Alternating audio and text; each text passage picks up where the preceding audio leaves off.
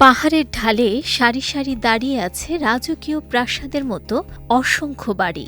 দূর থেকে দেখলে মনে হবে যেন কোনো রূপকথার নগরী, কিন্তু কাছাকাছি গেলেই ধরা পড়ে ভিন্ন বাস্তবতা। নেই মানুষের কোলাহল, নেই বসবাসের কোনো চিহ্ন। বিলাসবহুল সেই স্বপ্নের শহর আজ পরিণত হয়েছে নীরব এক ঘোস্ট টাউনে।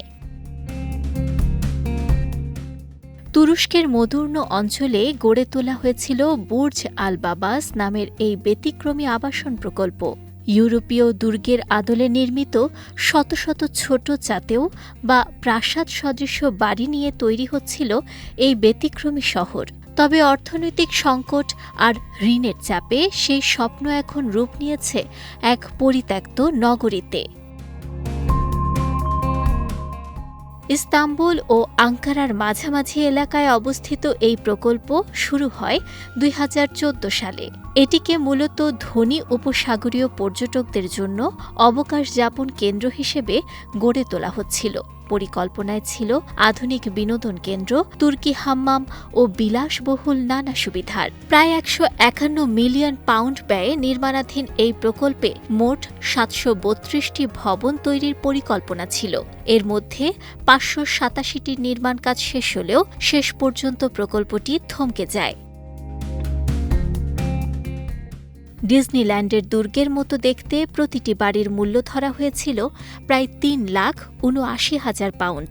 তবে প্রত্যাশা অনুযায়ী ক্রেতা না পাওয়ায় বড় ধরনের আর্থিক সংকটে পড়ে ডেভেলপার প্রতিষ্ঠান সারোট প্রপার্টি গ্রুপ। পরে প্রতিষ্ঠানটি দেউলিয়া হয়ে গেলে পুরো প্রকল্প অনিশ্চয়তার মুখে পড়ে। বর্তমানে কোম্পানিটির ২০ মিলিয়ন পাউন্ড ঋণের বোঝা রয়েছে।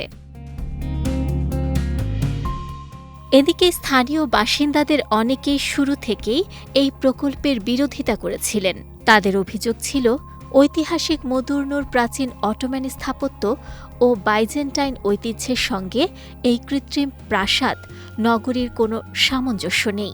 পরে তুরস্ক সরকার ঐতিহ্য রক্ষায় নতুন নির্মাণ নীতিমালা চালু করলেও ততদিনে অনেক দেরি হয়ে যায়। বিশ্লেষকদের মতে বুর্জ আল বাবাস এখন তুরস্কের নির্মাণ খাতের সংকটের প্রতীক। দুর্বল মুদ্রা, বৈদেশিক ঋণের চাপ ও বিনিয়োগ সংকটে তুরস্ক জুড়ে দেখা দিয়েছে এমন বহু অসমাপ্ত আবাসন প্রকল্প। আর বিলাসবহুল সেই দুর্গগুলো আজ নীরবে দাঁড়িয়ে যেন স্মরণ করিয়ে দিচ্ছে এক অপূর্ণ স্বপ্নের গল্প। নুসরাত আহমেদ, বিজয় টিভি নিউজ ডেস্ক।